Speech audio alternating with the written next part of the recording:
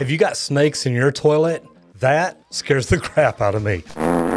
Okay, now seriously, there are snakes that get in the sewer line and actually end up in people's toilets. Can you even imagine a snake in your toilet?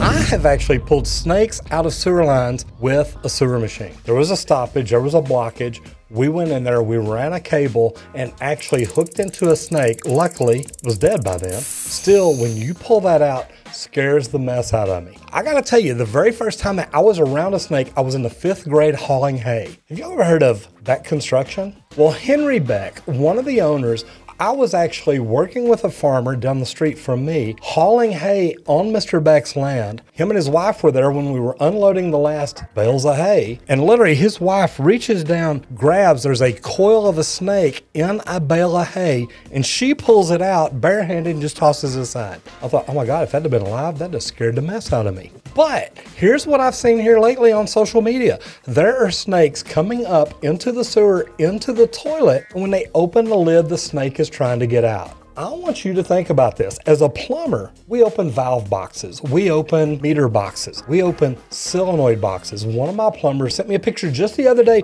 where he had opened a solenoid box to listen for a leak, and actually there was a snake in there. Be careful, guys. Things that you can do to avoid getting bit by a snake in your toilet. Now, the first one, look before you sit down. I mean, think about it. If you sit down, man, he's got a full moon right there. That is something for him to go after. So be careful. And if you're a guy, be really careful. Might be more than a full moon there.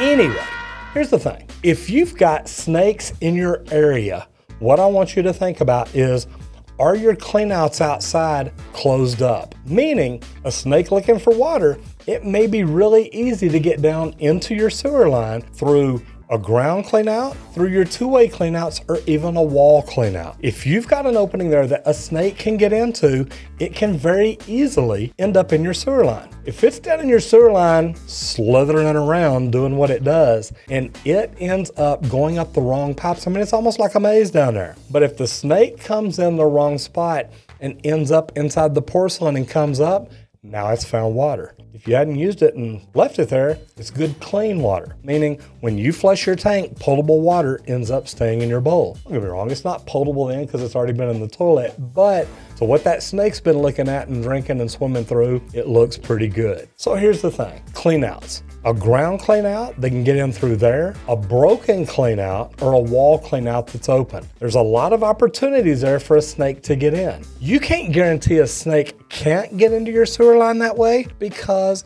it could get in at your neighbor's house, end up down in the sewer main, and come right back up yours. So you can't guarantee that. That's why I always say, look before you peek, before you take a peep in there, open it up, look down, and say, you know what? Glad I checked it out. Because if you got a snake in there, you are going to be glad. Now, here's another one, and this is one that really happens more often than people think. You get trees growing over people's houses.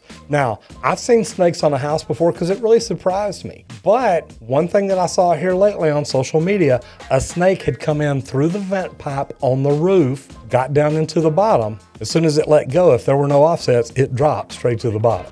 Then it ends up right down there by your toilet. Now, if it's really looking for water and it comes back up and goes through that santee and that lead bin, it's gonna come up. I mean, you got an opening that big down there. That's a pretty good sized snake coming into the bottom of your toilet. So that is the other good way. Make sure that if you've got vents on the roof and you have snakes in your area, you might want to put a screen or something on it, maybe even just chicken wire. Yes, we're in Texas. We use chicken wire for a lot of things. But you want something up there that maybe you can zip tie on top of it to make sure no critters get down there. I mean, snakes are bad. I mean, I've found squirrels, I've found birds, I've found all kinds of things cleaning out a vent or cleaning out a lavatory arm. Squirrels and birds and stuff like that, that really doesn't bother me. Don't get me wrong, if I opened my toilet and saw one in there, I'd kind of be, kind of upset stomach or something. If I see a snake in there, I'm probably going to another bathroom.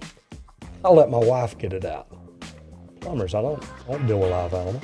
Anyway, What are you afraid of? If you're a plumber, what is it that you have found? And don't get me wrong, in valve boxes and stuff like that, I have found syringes, I've found knives, I've found razor blades, I have found all kinds of crazy things. Snakes, that's one that'll make you turn and walk away.